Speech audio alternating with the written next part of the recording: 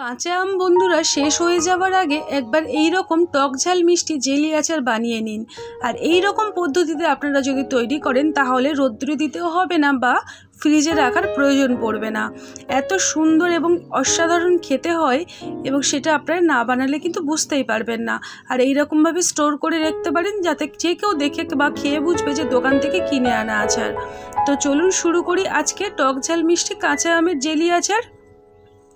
তার জন্য প্রথমেই আমি কড়াই বসিয়ে দিয়েছি গ্যাসটা অন করে দিয়েছি আর দিয়ে দিলাম 2টো শুকনো লঙ্কা, 1টা তেজপাতা আর 1.5 চামচ পরিমাণে 5 ফোড়ন। তার সঙ্গে 1/2 চামচ গোটা জিরে আর দিয়ে দিলাম 1/2 চামচ পরিমাণে গোটা ধনে। সমস্ত মশলাটাই একদম কম আঁচে রেখে 2 থেকে 3 মিনিট ভালো করে ভেজে নেব। যখন দেখবে একটা সুন্দর গন্ধ এসে গেছে, কালারটাও চেঞ্জ হয়ে গেছে, নামিয়ে নিলাম। এবারে ঠান্ডা হলে এটাকে একটু গোটা গোটা রেখে বেটে নেব। ওই কড়াইতে আমি বেশ কিছুটা জল দিয়ে দিচ্ছি।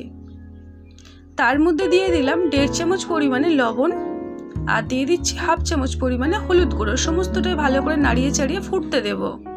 ঢাকনা দিয়েছি, ঢাকনাটা খুলে দিলাম। দেখুন বন্ধুরা ফুটতে আরম্ভ করেছে। এবারে আমগুলো দিয়ে দেবো, যেগুলো আগের থেকে খোসা ছাড়িয়ে কেটে ধুয়ে রেখেছিলাম। আমের সাইজটা ঠিক এইরকম লম্বা লম্বা করে নিয়েছি, আপনারা চাইলে নিজেদের পছন্দ মতো ছোট বড় করে নিতে পারেন। এবারে 2 মিনিট ঢাকা দিয়ে রাখলাম। তার মধ্যে মশলাটা ভেজে গুঁড়ো করে নিয়েছি, ঠিক এইরকম একটু গোটা গোটা ভাব থাকবে। 2 মিনিট আমার হয়ে গেছে, ঢাকনাটা খুলছি। দেখুন বন্ধুরা আমের ভিতরটা কেমন কালারটা চেঞ্জ হয়ে গেছে। এবারে এইভাবে সমস্তটা নাড়িয়ে ছাঁকনি দিয়ে ছেঁকে আমগুলোকে জল থেকে বের করে নেব। এবারে কড়াইটা বসিয়ে দিলাম পরিষ্কার করে। তার মধ্যে দিয়ে দিলাম 100 গ্রাম আখের গুড় আর দিয়ে দিচ্ছি এখানে 100 গ্রাম চিনি। সমস্তটাই কম আঁচে রেখে গলিয়ে নিতে হবে। এবারে এর মধ্যে অল্প পরিমাণে জল দিয়ে দিলাম যাতে করে চিনি এবং গুড় একই সঙ্গে ভালোভাবে মিশে গুলে যায়। এবারে সমস্তটা গুলে গেছে, ওপরে বাবলস হয়ে গেছে, তার মানে গুলে গেছে। এবারে আগের থেকে যে ভাজা মশলা তৈরি করে রেখেছিলাম 1.5 চামচ পরিমাণে দিয়ে দিলাম। ভাজা মশলাটা ভালো করে সব কিছুর সাথে মিশিয়ে কাঁচা আম যেটা ভাপিয়ে রেখেছি ওটাও দিয়ে দিয়েছি। এখন গ্যাসের আঁচটা একদম কমে রেখেছি। যেহেতু চিনির সিরা অল্পতেই জমে যায়, সেই কারণে একদম গ্যাসের আঁচটা কমিয়ে রাখতে হবে। আর জোরে আঁচে দিয়ে রাখলে আমের ভিতরে মিষ্টি ভাবটা কিন্তু একদমই আসবে না। এবারে কম আঁচে 2 মিনিট ঢাকা দিয়ে রাখলাম।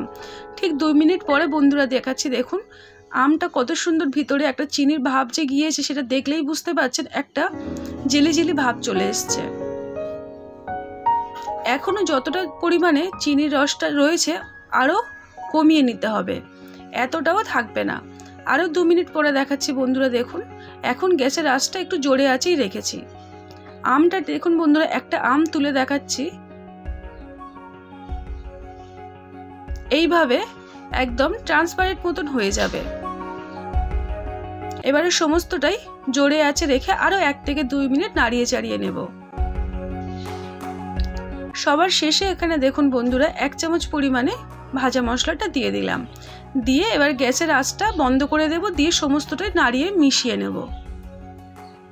এখন গ্যাসের আঁচটা বন্ধ করে দিয়েছি। এবার এটাকে ঠান্ডা করে নিতে হবে, খুব ভালো করে ঠান্ডা করে, তবেই কিন্তু এটাকে কোনো কন্টেনার বা জারেতে ভরে নিতে হবে। গরম গরম ভরে কিন্তু রাখলে খুব তাড়াতাড়ি নষ্ট হয়ে যাবে, সেই কারণে আমি এটাকে খুব ভালো করে ঠান্ডা করে নেব।